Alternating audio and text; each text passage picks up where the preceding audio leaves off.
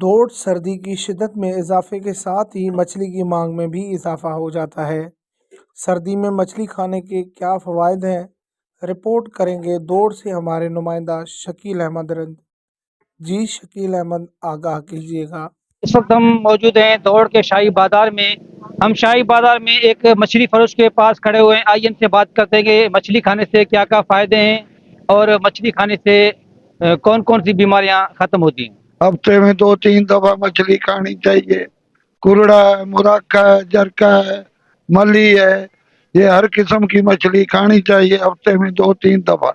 اس میں دل کی بیماری بھی نہیں لگتی، کینسر نہیں ہوتا ہے اور نظر کمزور نہیں ہوتی ہے، نظر تیز رہتی ہے۔ انسان مہینے میں 2-3 دفعہ لازمی کھائے۔